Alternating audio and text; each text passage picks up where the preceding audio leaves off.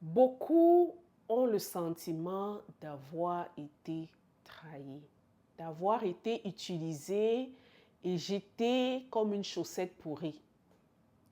Beaucoup ont le sentiment d'être abandonnés. C'est pour ça que beaucoup d'entre eux se tournent naturellement vers les tribunaux. La question qu'on se pose, c'est de savoir si le Québec ferme définitivement la porte aux immigrants. Oui, beaucoup viendront me dire en commentaire, ils savaient qu'ils avaient un statut permanent, temporaire, et qu'ils n'ont aucune obligation.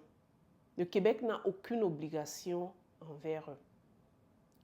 La question que moi je veux poser, peut-être que pour ceux qui n'ont jamais immigré, ils ne peuvent pas comprendre l'état d'esprit dans lequel se trouvent ces personnes actuellement.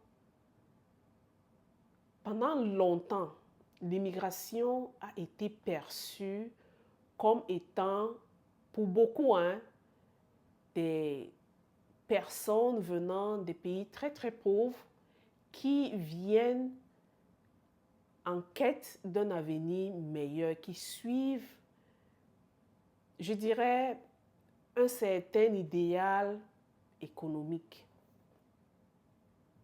Ce qui se passe au Québec est un peu particulier parce que nous n'avons pas uniquement des personnes qui viennent des pays pauvres très endettés. Pour beaucoup, ces personnes viennent d'Europe, ces personnes viennent d'Asie et dans beaucoup d'autres continents encore. Ces personnes ont laissé qui travaillent, famille, amis, vendu tout pour venir s'installer au Québec.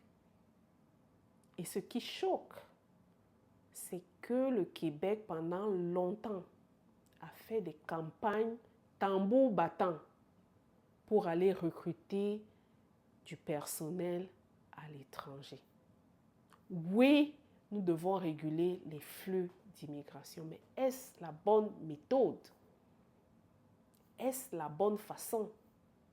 C'est la question que moi je pose aux autorités du Québec.